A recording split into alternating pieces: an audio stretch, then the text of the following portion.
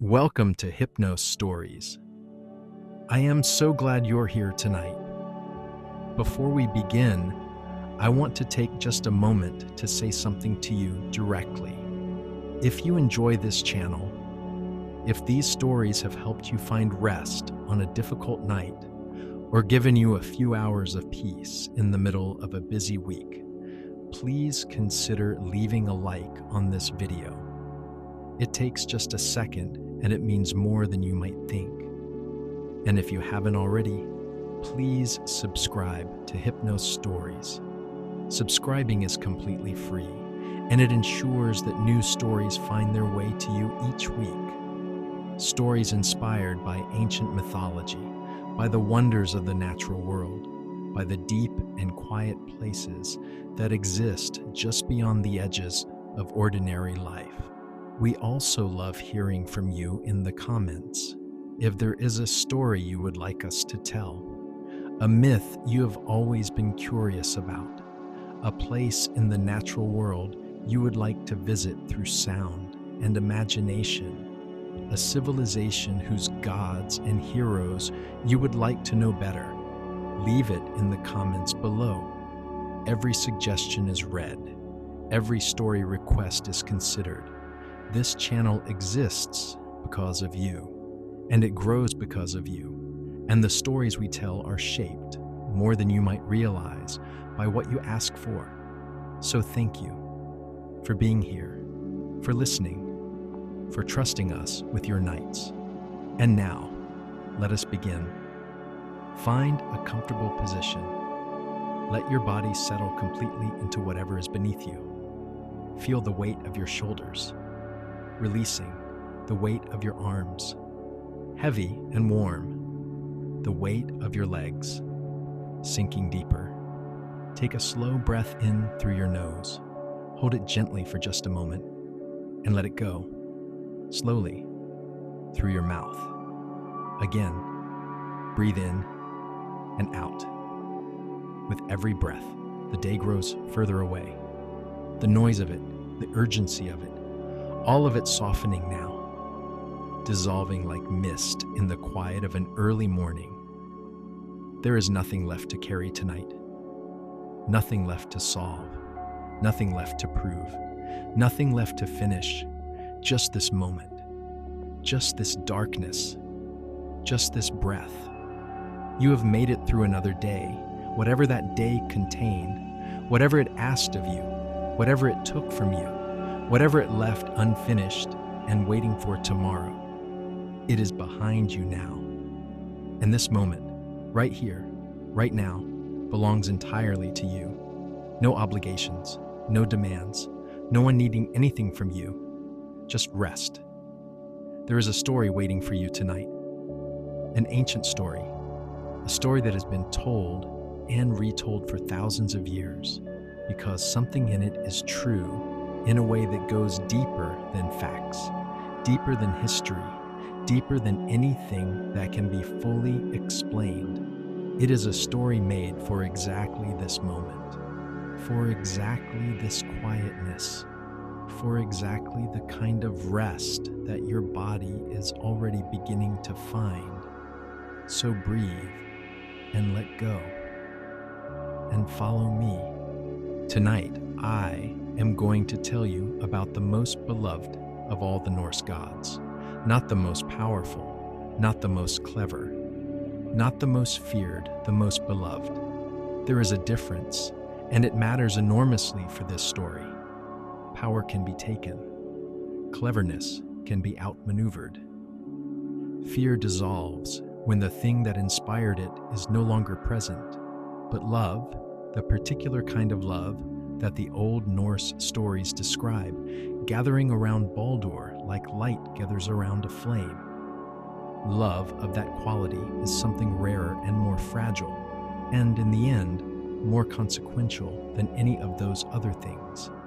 This is the story of Baldur, son of Odin and Frigg, brother of Thor and Hodor and many others. The god whose death the Norns wove into the fabric of the world before he was born. The god whom the entire universe was asked to mourn. the god who came back. In the old texts, Baldur is described with a consistency that is unusual. Descriptions of divine beings in mythology tend to vary by source and tradition, different authors emphasizing different aspects, different communities bringing their own concerns to the stories they tell about their gods. But Baldur is consistently described the same way. He was radiant. His face gave off light.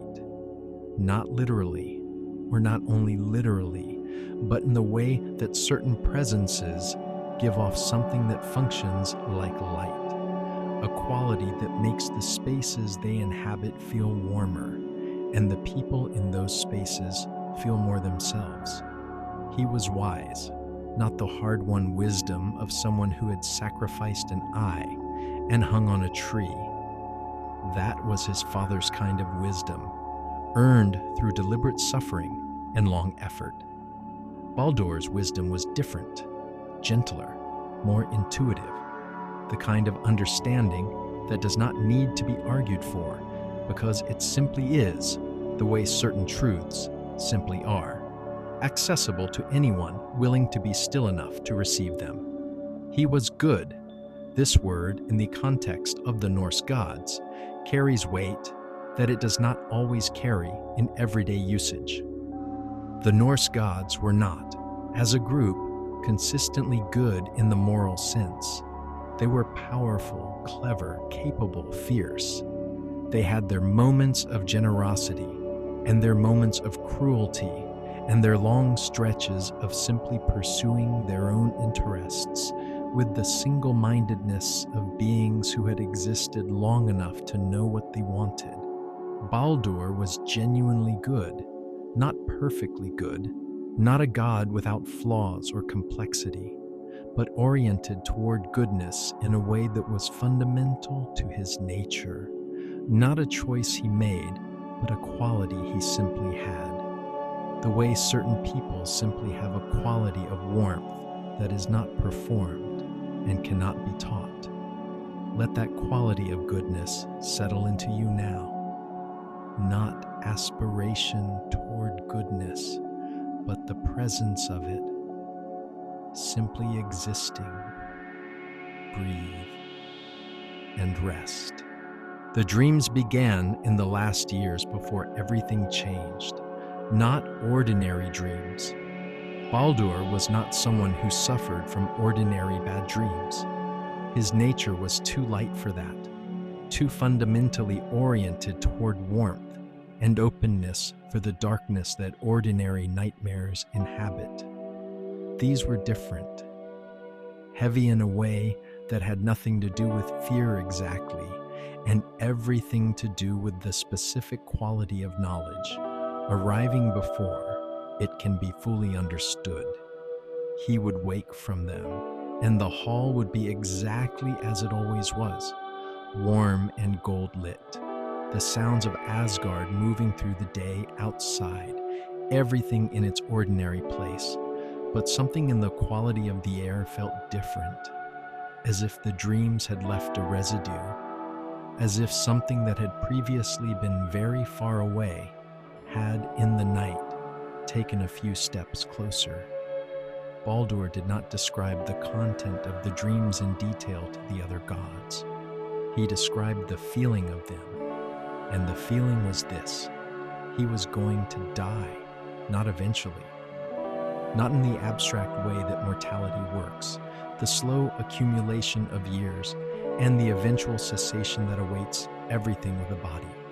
Soon, specifically, the dreams had the quality of prophecy rather than anxiety, and Baldur understood the difference.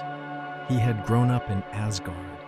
He knew what prophetic dreams felt like. He had grown up in a world where the Norns wove fate, and the future was, for those with sufficient wisdom or sufficient suffering, accessible.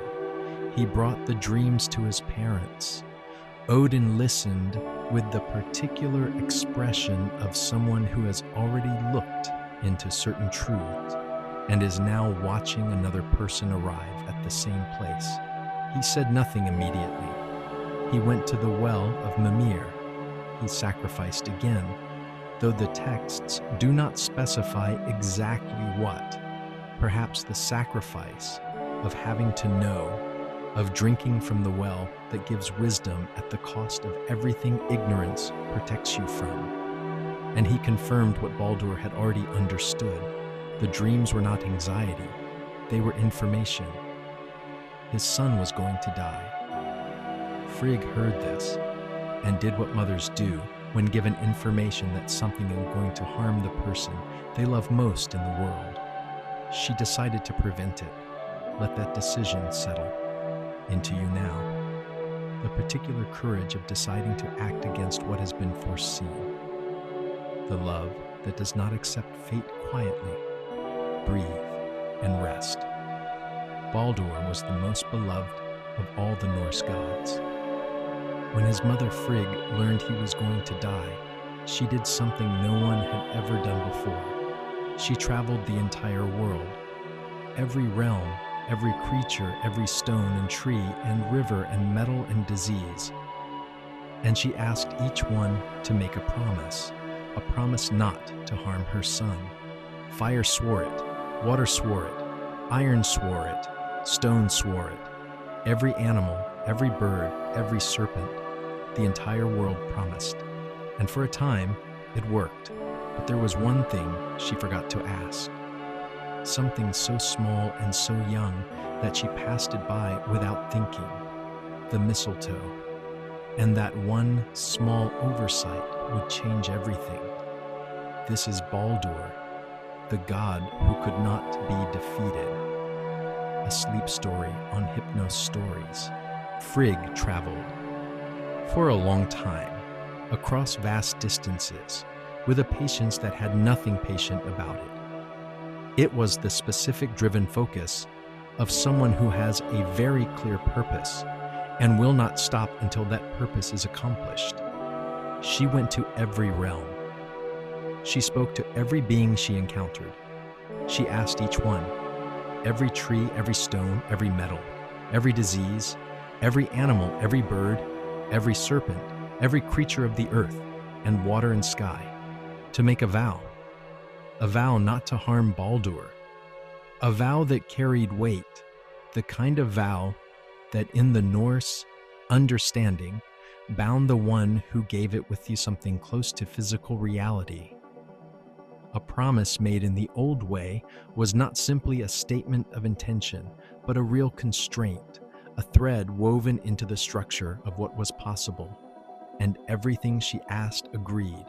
Fire swore it, water swore it, iron and bronze and gold and every kind of metal swore it, stone swore it, earth swore it, every disease that moved through the world swore it, every animal she encountered, every bird, every serpent. When she finished, she returned to Asgard, carrying the accumulated weight of the world's promise. The gods understood what it meant. They tested it. They began to throw things at Baldur. At first tentatively, a small stone, a short stick, watching with wide eyes as each thing stopped before touching him, turned aside by something invisible and absolute, then with more enthusiasm, then with the particular delight of children discovering that a rule they had assumed was fixed has, in this specific case, been suspended. They threw spears. They swung swords that would not land. They hurled enormous boulders that stopped inches from his skin and fell harmlessly to the ground. Baldur stood in the middle of it all, laughing. Not the laughter of someone performing ease, the laughter of someone who had been carrying the weight of prophetic dreams for long months, and now found, in this game, something that felt genuinely like relief. He was protected. His mother had done what she set out to do. The dreams would not come true. The world had promised. Let that relief settle into you now. The weight of something feared lifting. The specific joy of a threat. that has been against all expectation prevented. Breathe and rest. Loki watched the game. He had been watching it for some time before the detail revealed itself to him. There was something off about Frigg's protection, some quality of the completeness of it that nagged at the edge of his attention, the way a crooked line nags at someone with a precise eye for straightness. Everything swore. He kept thinking about that word. Everything. Everything is a large claim. Loki had spent enough time moving between the realms, through the margins of things, in the spaces between categories, to know that everything always has exceptions, that the most complete seeming protection always has a gap, that the word everything, when examined closely under the right kind of light, almost always reveals the things it was actually not quite including. He transformed himself into an old woman, a common disguise for Loki, who seemed to find the combination of age and femininity particularly useful for moving through spaces where his more recognized form would draw the wrong kind of attention. He went to Frigg. He found her at her weaving, as she so often was, the threads of fate and possibility moving through her hands with the ease of long practice. He sat with her. He asked about the game the gods were playing. He expressed admiration for it, wonder at it, the carefully calibrated amazement of someone who is trying to draw out more information than they have been given. Frigg, warm and pleased, told him about the oaths. Everything in every realm, she said. Everything swore. And then with the easy pride of someone describing a thorough job well done, she added the detail that Loki had been looking for. Everything except the mistletoe. It was so young, she said, so small and soft, and new that it seemed unnecessary to ask it. She had passed it by. The mistletoe growing on the oak near the western gate, too young to harm anyone. She had thought nothing of it. Loki thanked her for the lovely conversation. He transformed back into himself, and he went to find the mistletoe. Frigg traveled the entire Norse world to protect her son Baldur from death. Every tree, every stone, every animal, every disease, every serpent. She asked each one to promise never to harm him, and every single one agreed. So when the gods threw spears at Baldur, they stopped. When they swung swords, the blades turned away. Baldur stood in the middle of it all, laughing. He was safe. His mother had made the entire world make a promise. But Loki noticed something. He disguised himself as an old woman and asked Frigg directly, had everything sworn the oath? Almost everything, she said. There was one thing she had passed by. So young and soft and small, she hadn't thought it could possibly matter.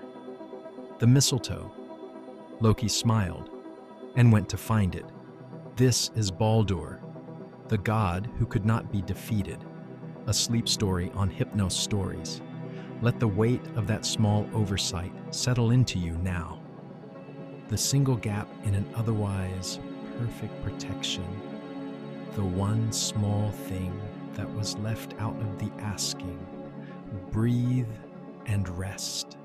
The mistletoe was small, pale and soft, and clinging to the bark of the oak near the western gate, growing in that particular way of parasitic plants, attached to its host, drawing from it, existing in an in-between state that was neither fully independent nor fully part of the tree it inhabited. Loki cut it carefully. He held it in his hands and looked at it for a long moment. Something so small, something that had been considered too insignificant to bother asking. He shaped it into a dart, not a large one, not an impressive one. not the kind of weapon that announces its own significance. Just a small pointed thing, light enough to throw easily, shaped well enough to fly straight. He returned to the game. The gods were still playing, still throwing things at Baldur, still laughing at the particular absurdity and delight of a game where every weapon fails. Loki moved through the assembled gods until he found Hodur, Baldur's brother, blind since birth, standing slightly apart from the celebration, as Hodur always stood slightly apart, present in the gathering but not quite of it, unable to participate in the visual pleasure of the game, unable to aim, unable to see where Baldur was, or watch the weapons fail, or share in the laughter of those whose eyes gave them access to what was happening. Loki approached him gently. He expressed sympathy for Hodur's exclusion. He suggested that Hodur too should participate, that it seemed unfair for everyone to celebrate Baldur's protection except his own brother. He offered to guide him. He placed the mistletoe dart in Hodur's hand. He pointed him toward his brother. He told him to throw. Hodur threw. The dart struck Baldur, and Baldur fell. The hall went completely silent. The laughter stopped in the middle of breath. The weapons fell from hands that forgot they were holding them. Every god stood exactly where they were and stared at the scene in front of them and could not, in those first moments, find any way to understand what they were seeing. Baldur was on the ground. Baldur who could not be harmed. Baldur whom the entire world had promised to protect, was on the ground and was not getting up. Let that silence settle into you now. The specific quality of silence after something irreversible, the stillness that follows the moment when everything changes. Breathe and rest. Frigg was the first to speak, not because she understood it faster than the others, but because she had always been the one willing to say what needed to be said, even when saying it was the hardest thing available. She asked who would ride to hell, who would go to the realm of the dead and speak to hell herself. Loki's daughter, ruler of the dead, who had not fallen in battle, and ask for Baldur back. A god named Hermod stepped forward, Odin's son by Frigg, swift and willing, the one among the gods best suited for a journey that would require moving through the darkness between realms with purpose and without losing the way. Odin gave him Sleipnir, the 8-legged horse that could travel any road in any realm, the horse that had been born from Loki's own shape-shifting at an earlier point in the story, the fastest and most sure-footed creature in existence. Hermod mounted and rode. While he rode, the gods did what they could. They prepared Baldur for his burial with the care that his nature demanded, which is to say, with everything they had. His ship was Hringhorni, the largest ship ever built, so large it could not be launched by ordinary means. They brought it to the shore. They could not move it. They sent for Hirokin, a giantess of sufficient strength to do what the gods themselves could not, who arrived on a wolf with vipers for reins and shoved the ship into the sea with a single push so powerful that fire leaped from the rollers beneath the hull, and the earth itself shook. Thor, barely controlling his own grief, nearly struck her for the disrespect of it. He restrained himself. This was not the moment for that kind of reaction. They placed Baldur on the ship. His wife Nanna, overcome with grief so complete that her heart simply stopped. The old texts say it literally broke under the weight of it, was placed beside him. Odin placed his arm ring Draupnir on his son's body, the ring that multiplied itself into new rings every 9 days, the most generous of his possessions. And Odin leaned down close to his son's ear. He whispered something. No one else could hear what he said. The texts record this detail, that Odin whispered something in Baldur's ear before the ship was set alight, and then do not reveal the content. It has been a subject of curiosity and speculation for as long as the story has been told. What does a father say to a son he is sending into the dark? What does the wisest of all gods say at the moment when wisdom has nothing useful to offer? We do not know. We only know that he said something, and that after he said it, he straightened and stepped back and watched the ship burn. Let that mystery settle quietly in you now. Some things said in private remain private, and the privacy of them is part of their meaning. Breathe and rest.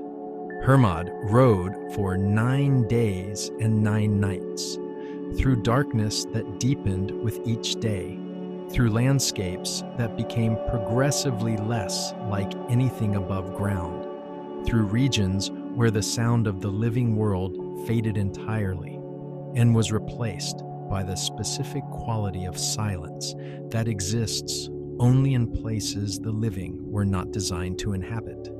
He came to the river Gjöll, which flows at the border of Hell's realm, crossed by a bridge covered with shining gold. A maiden named Modgud guarded the bridge. She told him that 5 armies of the dead had crossed the bridge the previous day, and that his single crossing made more noise than all of them combined. The dead, she was pointing out, do not make much noise. She asked why he was there. He told her he was looking for Baldur.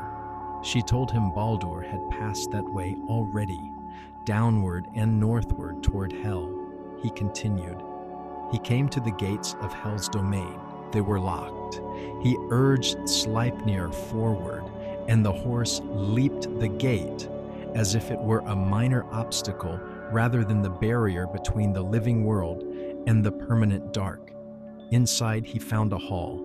In the hall's seat of honor, the high seat that in any Norse hall was reserved for the most honored guest, sat Baldur.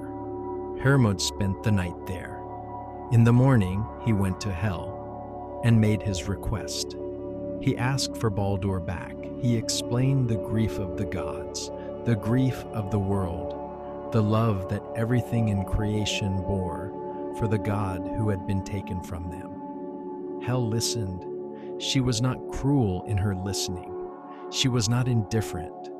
She was simply the ruler of a realm that operated by its own logic, a logic that was not designed to bend easily to the requests of visitors, however sincere.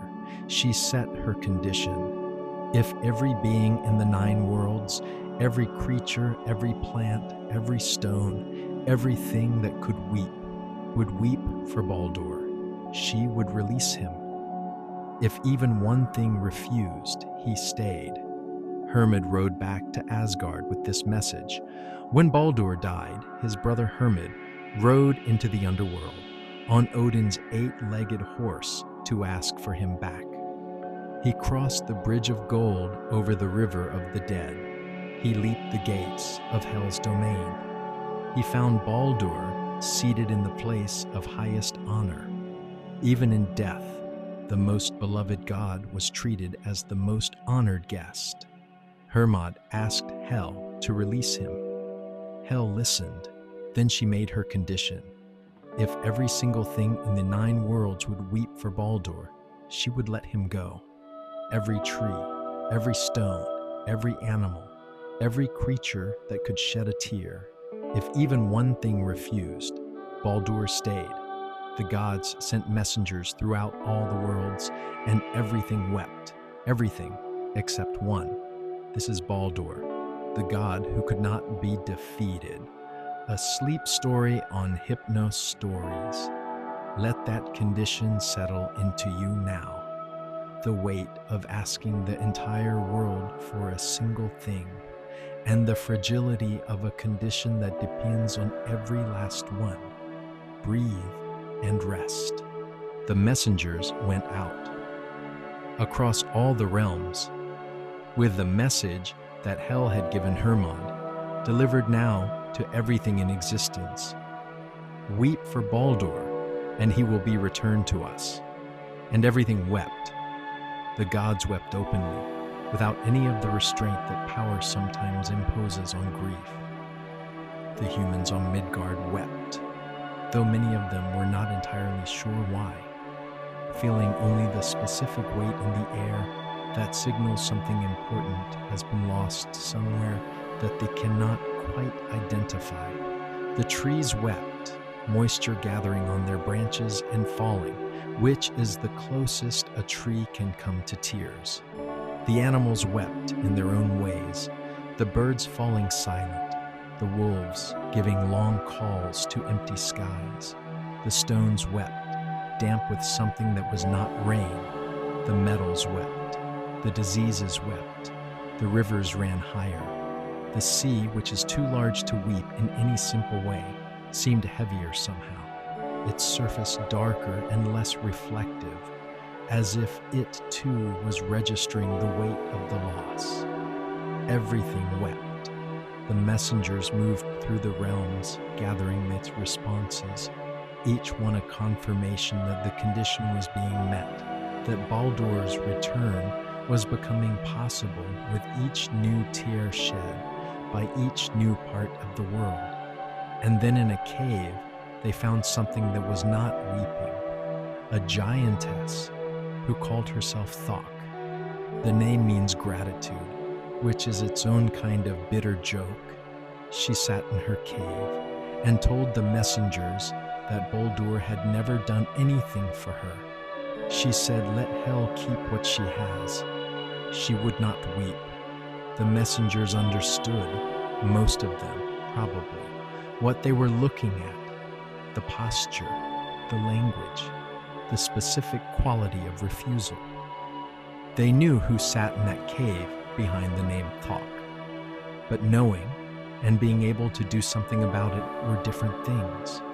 They returned to Asgard. They delivered the news. Hel kept Baldur. Frigg received this news and did not speak for a very long time. Odin received it, and his expression was the expression of someone who had looked into the well of Mimir and understood something about this moment long before it arrived. The gods understood, as they had not quite allowed themselves to fully understand before, that what Loki had done in the hall that day with the mistletoe dart and Hodur's unknowing hand was not simply a prank that had gone wrong. It was not mischief. It was something of a different and more permanent nature, and it would not be forgiven, and it would not be forgotten. And the consequences of it would eventually ripple forward into Ragnarok itself. But those consequences would take time. And tonight, there is something else to attend to. Let the grief of that refusal settle quietly around you now. Not as your grief, but witnessed from a warm distance, held safely in the structure of the story. Breathe and rest. But the story of Baldur does not end in Hel. It ends in the New World. After Ragnarok, after the fire and the flood, and the final meeting of every force that had been in opposition since the beginning, when the earth rose green and fresh from the sea and the new world began, Baldur came back, not through any additional negotiation, not through any second journey to Hel to make any second request, simply because the old world was over. The conditions that had kept him in Hel were conditions of the old world, bound by the old world's rules, held in place by the old world's structures. When the old world ended, those conditions ended with it, and Baldur walked out of hell into the green morning of a world that had never known him, and found it as beautiful as the world he had left, and different in the way that all new things are different from the things they replace. Less complicated, less layered, less marked by the long accumulation of history and conflict and love and loss. A new world, and in it, Baldur, the warmth that makes the spaces it inhabits feel lighter, the wisdom that does not need to be argued for, the goodness that is not a choice, but a nature, present again, in a world that could use all of those things, in a world that always could. This is perhaps the reason the Norse people told this story with such care and such feeling, not despite the tragedy of it, but because of it. Because the most beloved thing being taken is the worst possible loss, and they wanted to look at that directly, to tell the truth of how it feels, when what is most precious is most vulnerable, when the thing that cannot be harmed turns out to have a single point of vulnerability, when the entire world weeps and one refusal is enough. They wanted to tell that truth, and then they wanted to tell the other truth alongside it, that what is lost does not stay lost forever, that the darkness has a duration, that Baldur, who had been the most beloved in the old world, would be the first to return in the new one. That light taken away finds its way back.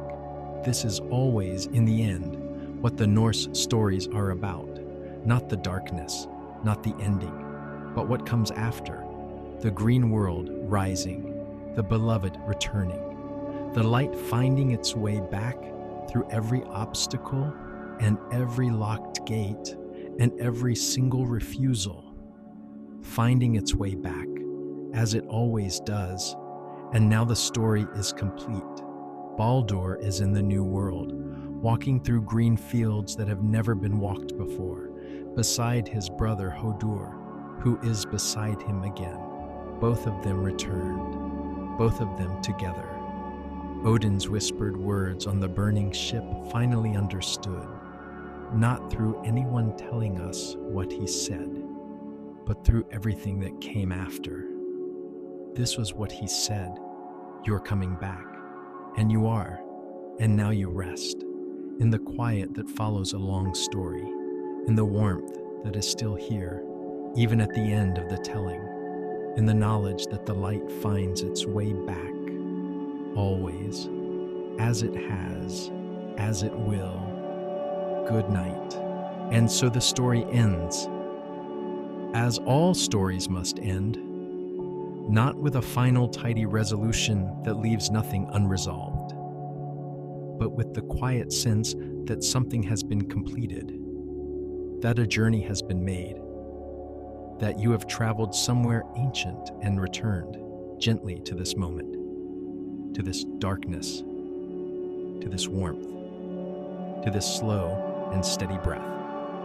Your body is heavy now. Your mind is still. The thoughts that were moving through you when this evening began have settled.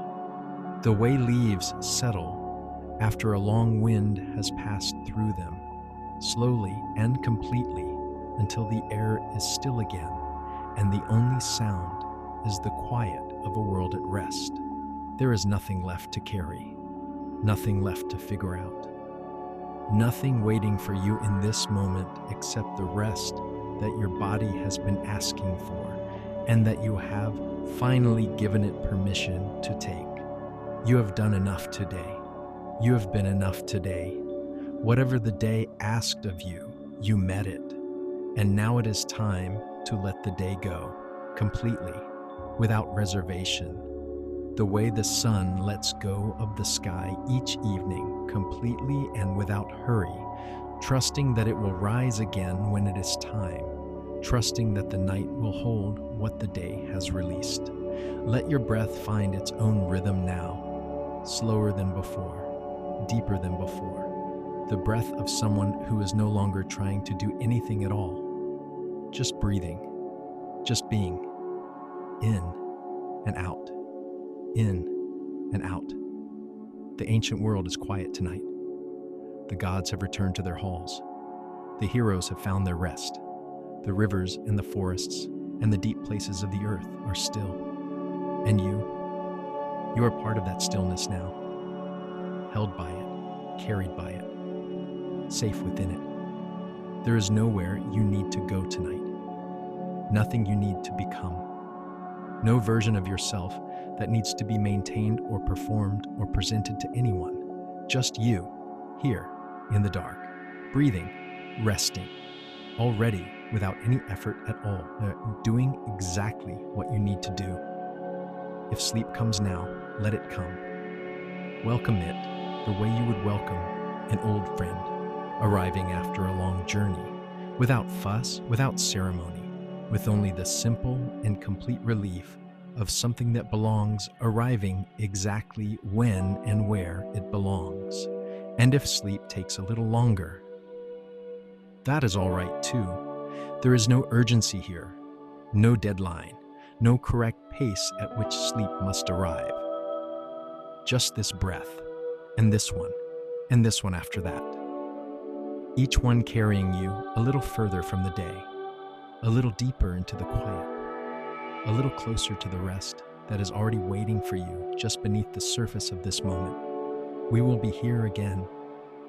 Another story, another night, another journey into the ancient and the quiet and the true. Until then, sleep well, dream gently, and thank you truly for spending this time with Hypno Stories. Good night.